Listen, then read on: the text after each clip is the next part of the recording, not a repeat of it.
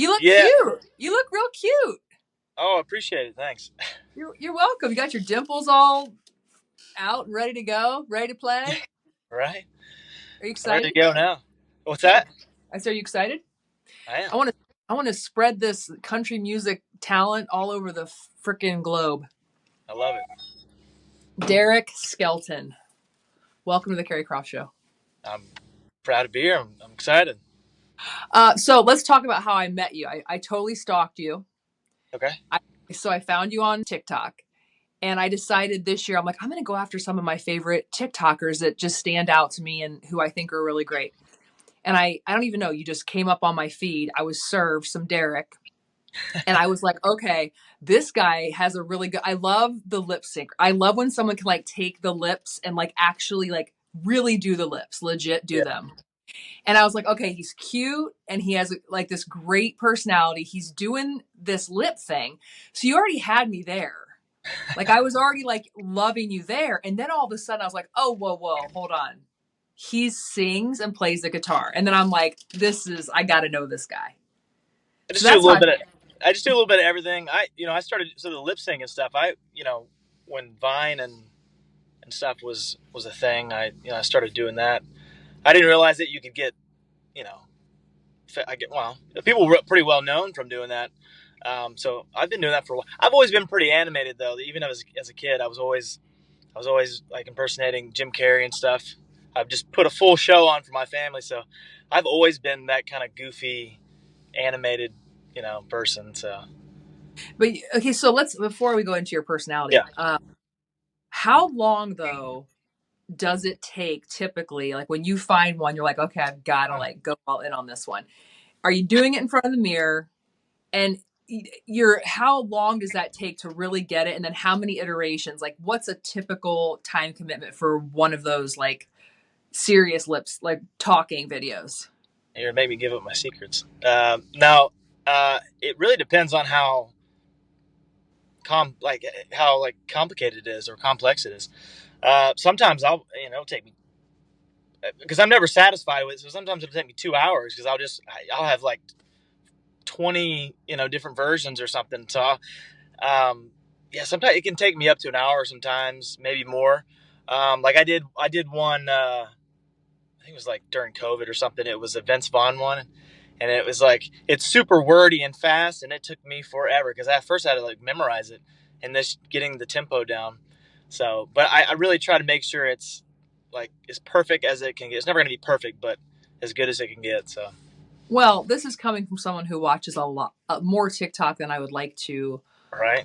admit. But for me to stop and like go down a rabbit hole and like watch you, I was actually showing somebody because we were doing like the prep call for you. I'm like, no, you have to look at this.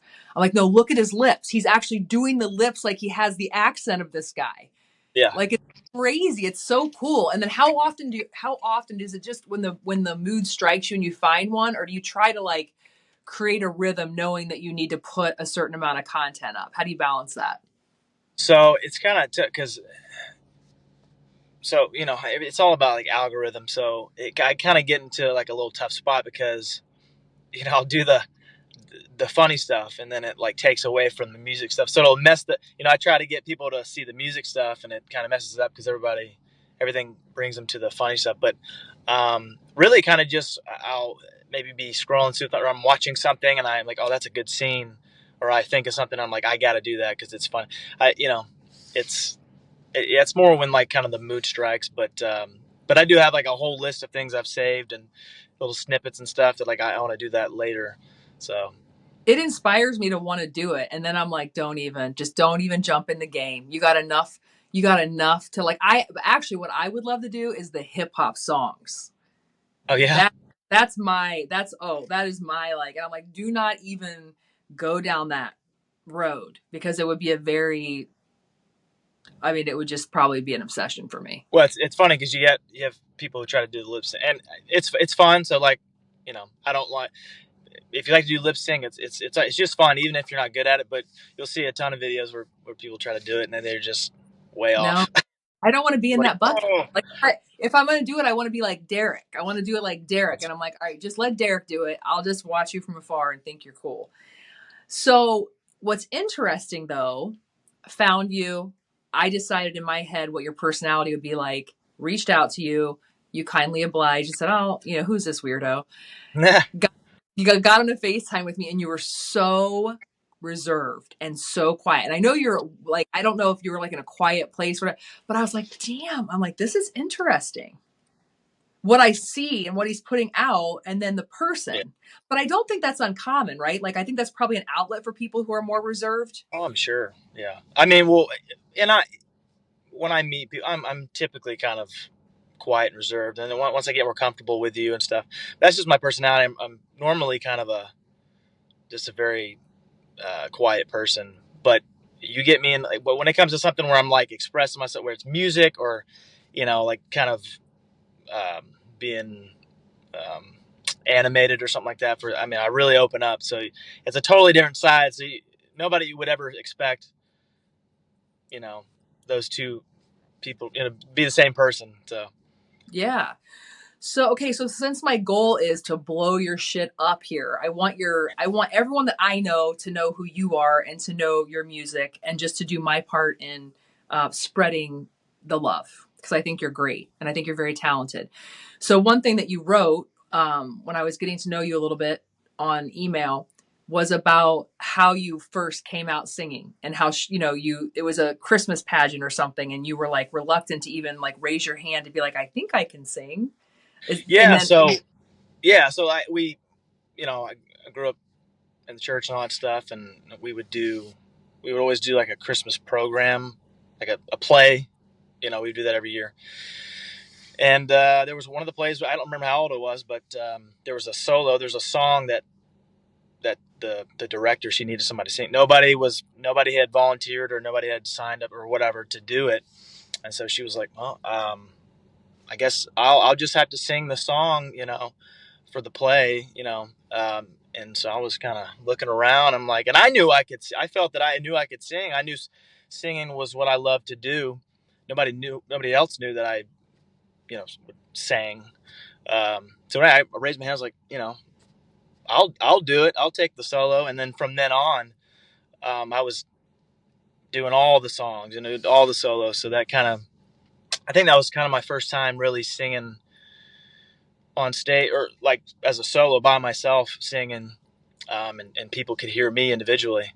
Um, so that was kind of first time, and then from then on, it was I was doing all the church plays, and I did choir and in high school, junior high school, and I was always doing a song and stuff. So that I guess that was kind of the start of, I guess, performing on a stage. when did you learn to play the guitar? Oh, the old get fiddle. So I don't know, I call it get fiddle. Yeah, I got a guitar. I got a guitar when I was probably, I don't know, maybe 10 or something like that. Didn't know how to play. I didn't. There was no. I couldn't afford lessons, so it collected dust for probably like 5 or 6 years, and then one day I was just bored. I was like, you know what? I'm getting the guitar out of the closet. I'm gonna dust it off, and I'm gonna learn. I'm gonna teach myself how to play, and so that's what I did, with a little help from YouTube. It was kind of a newer thing, but so I got a little help from YouTube, and I think the first song I learned on guitar was "Collide" by Howie Day, and so I would just learn songs, and then you learn songs, you learn new chords, and then I never had like a formal lesson, but I've always just learned songs, and you catch on. did you learn from Marty? Was he one of your teachers on YouTube? He's that big Oh, Marty Schwartz. yeah. I probably learned a few songs from old Marty. Yeah, I mean, During that was kind of the way. You just learn songs, and I yeah, so love that. pretty sure. Yeah. During COVID I decided I was going to learn to play the guitar, which was short-lived and Marty was like my man. I Oh felt yeah. like we like had a relationship. I'm like, Carrie, you just bought like he's even like these are videos. I'm like, but That's. it's Marty. Oh yeah. So when you mentioned something about us like a Nashville record, somebody reached out to you because they saw you online, right? Singing or Yeah. something, Hmm. which is Yeah. so fantastic about people talk about social media and whether all these debates, but that's what's so fantastic about the world today Oh yeah. is that wouldn't have happened, like Mhm. 20 years ago. I think that's so cool. So how did that go down? Yeah, so I had made, so somebody had told me, it was like, hey, you should make I was already putting out songs like on Instagram, just do little covers or whatever. And somebody was like, oh, you should just make a page for just your music. And so I did that. I don't have that page anymore. I just use the one I have now. But I made a separate page, and I just put all the songs that I had made, that I'd saved. I just uploaded them all to that. And um, yeah, I got a message through Instagram from Off the Row Studios. They're just outside Nashville. I didn't think it was real. I'm getting scammed or something, because I was like, there's no way that, whether how big or small, it doesn't matter. Somebody who wants me to come record at their studio and be their breakout artist, I was like, there's no why. That's not real. They're not hitting me up. And so it took me a few weeks before I really was like, I had phone calls with them, and I was like, okay, you guys are legit. But yeah, they contacted me, and they wanted me to come out to Nashville and record 4 songs, and be, they had a thing that you'd be their breakout artist of whatever year. I think it was 2020 or 2019. And so yeah, and I was in Hawaii at the time. I was stationed in Hawaii. So um, yeah, I took a flight out to Tennessee, and got the chance to, for the first time ever, to record. And yeah, it was just it's amazing what social media can do, because that, if that wasn't a thing, there's no way, I don't know, it wouldn't have happened. So it was kind of a godsend that, they just happened to stumble across one of my videos, and then that kind of jump started me to where I am now. So Which you just dropped a single. I did. I just dropped a new single, Old Day. I dropped February, I think it was the 23rd. Yeah, so new single, Old Days. Yep. So what have you, but what's the feedback? I think it's great. I've listened to it multiple times. I like it a lot. I appreciate it. I've got a lot of good feedback because it's something that's relatable. The song, I was like, I was thinking about the way kind of dating is these days. It's like, you're swiping left and right on an app, Tinder, Bumble, whatever. And I'm like, you know, it kind of sucks. And I'm like, I really wish we could kind of go back to when it was like, I would love to meet somebody like organically, and maybe you know, maybe you're in the store or something at Target, and you're like, I don't know, smelling candles. You're like, hey, does this smell? Whatever works. But I was like, it'd be nice to kind of to meet somebody organically, and it's like we're stuck in this we're stuck in this social media world, and there's a lot of good things about that, but also you're just swiping mindlessly through all these people, and there's just nothing. I was like, I want to write something about that, because I feel like that's relatable, because I can certainly relate to it, and I feel like other people would. And so that's what the song is about. And the song is about wanting to meet somebody like the old days. And yeah, even before I had even recorded it, I put kind of a snippet out of it. And really, people just ate it up. They're like, man, I totally relate to this. I wish it could be like it was. I hate using the dating apps, and so there's a lot of good feedback from it, because people can relate. So my hot take from this Yeah. is you're on the market. Yes. Yep. Really, because I'm also a matchmaker. Oh, all right. I know I really am. This is like it's one of my things that I've always dabbled in, where I'm like, God, if I would have like a matchmaking, you're single, huh? We could always do a bachelor situation. That's interesting. What are you? So you're in Texas. Yes. You have one child. Yes, I have a 2-year-old. Okay, boy. Yeah. What's his name? Chase. Chase. Oh my God. I mean, Yeah, he's a handful, but he's a little clone yeah, of but me. So. I mean, come on. And then what are your like, baseline like what do you look for in a girl? Oh man. I mean, honestly, somebody who's can be outgoing and fun. Like I like somebody who's laid back. Like be yourself, can be fun. Because I'm silly. I'll once I'm comfortable, I'm goofy, and so loves to can take care of herself, and I'm big into being outside and outdoors and fitness and all that kind of stuff. But I'm also into like obviously I love music and I love things that are creative, and so I think somebody can who can be down to earth and laid back, honest, and who is supportive of music and of my music, and like I'm a super supportive person. So if it's something that is something that she's super into, like I want to be like, you know, right there and supporting whatever it is, or do those things with her. And it's kind of just one of those things that you kind of know when you meet the person, you kind of have a vibe and kind of an energy. Yeah. You didn't realize this was going to be like I know, this is like an interview. I gotta yeah. This is an interview for your future spouse. I know you So kind of caught me off guard with that one. show those dips. Hey, I'm that's gonna my be thinking about that later. I'm like, you idiot! You should have said this, and this. That's all right. No, it's perfect. I love it. Like, I don't think it's going to be a hard sell. Let's put it that way. Wow, that makes me The feel only better. problem, I'd have you 10 dates tomorrow. The problem is you're in Texas. Yep, I'm in Texas. I've been here for So a couple of years now. I have some, my sister actually lives in Texas. I have, I'm not saying we can't find someone in the vicinity. I'm You got a just saying network, is what you're saying. I'm going to have to say, like, for all my people in Texas, I got you a gem named Derek. Listen, I'm ready. You lived in Hawaii. What a departure from reality.